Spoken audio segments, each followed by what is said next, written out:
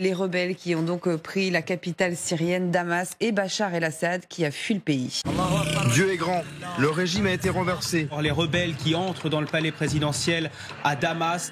Rien ne le prédisposait à la politique. Bachar el-Assad a pourtant été à la tête de la Syrie durant plus de 2 décennies.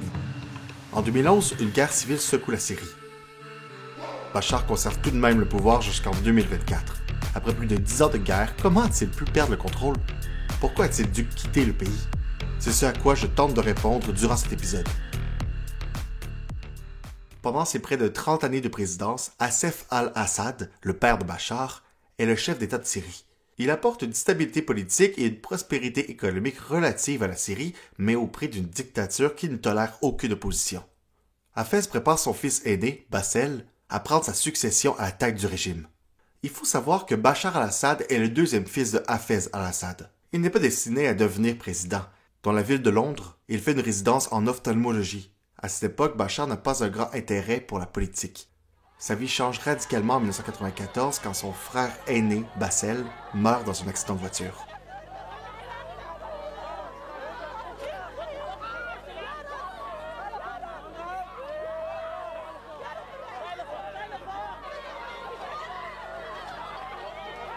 À ce moment-là, le père de famille fait appel à son fils cadet Bachar pour assurer la succession.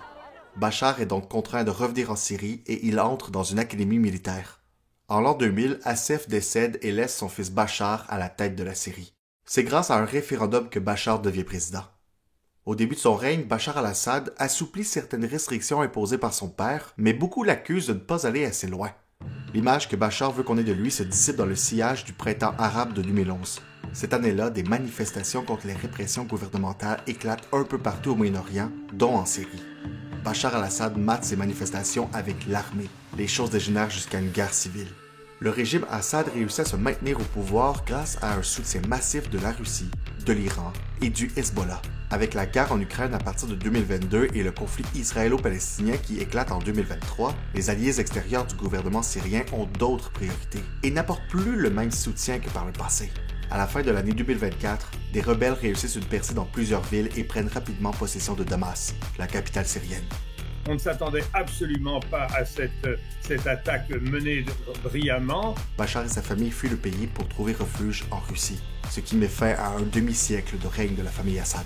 En pleine nuit, le groupe islamiste radical Hayat Tahrir al-Sham a pénétré dans la capitale. Face à leur arrivée, le président Bachar al-Assad aurait fui son propre pays, selon l'Observatoire syrien des droits de l'homme. Sans doute que Bachar al-Assad demeurera longtemps une figure controversée. Sur ces images amateurs, l'affiche de Bachar al-Assad est décrochée à l'entrée de l'hôpital d'Ar-Shifa à Damas. À quelques kilomètres de là, toujours selon des images amateurs, les rebelles sont en train de célébrer avec des chants de la révolution syrienne leur entrée dans la capitale. En l'espace de quelques heures, le régime syrien est tombé. Vers 4h30 du matin, heure locale, des coups de feu sont entendus selon des habitants. Entre-temps, l'Observatoire syrien des droits de l'homme indique que l'armée syrienne a reçu l'ordre de quitter l'aéroport international. Les rebelles du HTC revendiquent rapidement la libération de la prison de Sednaya, en banlieue de Damas, symbole de la révolution de 2011, où des milliers d'opposants y ont été emprisonnés, torturés et assassinés. La chute de la capitale est finalement actée 1 heure plus tard, lorsque le Premier ministre syrien prend la parole. Mohamed Al-Jalali se dit prêt à coopérer avec le nouveau leadership qui sera choisi par le peuple syrien. Les rebelles qui ont donc pris la capitale syrienne, Damas, et Bachar el-Assad qui a fui le pays. 3 images à vous présenter ce matin et qui viennent de nous parvenir il y a quelques minutes. D'abord, les rebelles qui entrent dans le palais présidentiel à Damas. On découvre ces images ce matin du bureau, notamment de Bachar el-Assad. Deuxième image, ces combattants qui escortent le Premier ministre syrien en dehors de son bureau et de sa résidence du côté de Daraa en Syrie.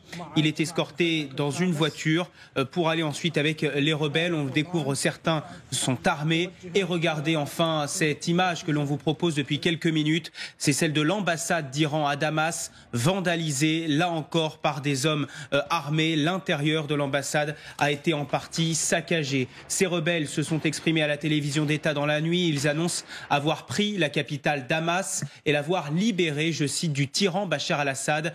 Des scènes de liesse sont visibles dans tout le pays.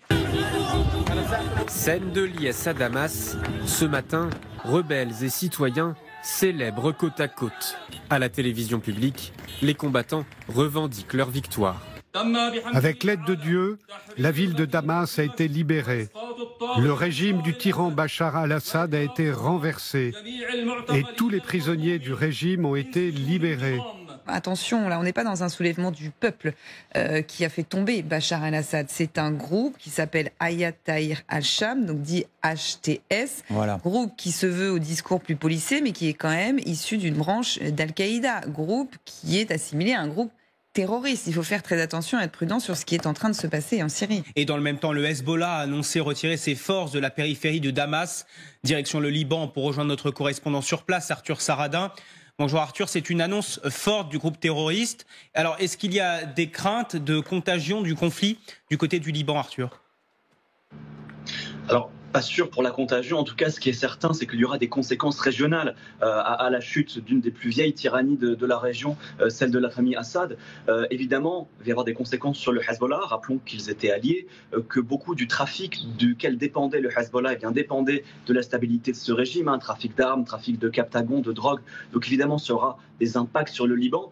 Côté libanais aussi, on peut imaginer un retour des réfugiés syriens. Ils sont plus de 2 millions au Liban. Alors certains ne vont peut-être pas pouvoir rentrer aussi pour des raisons économiques, parce que malgré le changement de pouvoir en Syrie, la situation économique est encore dramatique dans le pays. Mais déjà, ça ouvre un espoir après 13 ans d'exil pour ces réfugiés syriens. Et puis, il y a aussi la question de la région qui avait été souvent déçue des printemps arabes. Et on se souvient ici, à Beyrouth et dans plein d'autres capitales arabes, quand il y avait des espoirs de soulèvement, eh bien l'exemple syrien revenait souvent sur la table.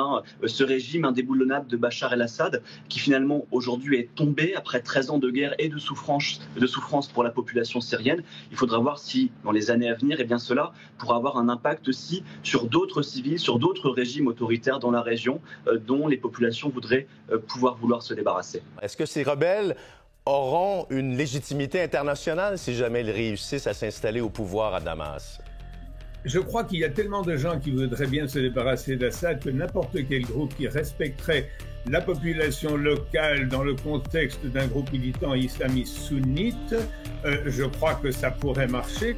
En décembre 2024, alors que Donald Trump n'est pas encore de retour à la Maison-Blanche, mais que des groupes rebelles commencent à encercler Damas, il déclare que les États-Unis ne doivent pas se mêler de la situation en Syrie, comme ce fut le cas sous Barack Obama et le premier mandat de Donald Trump.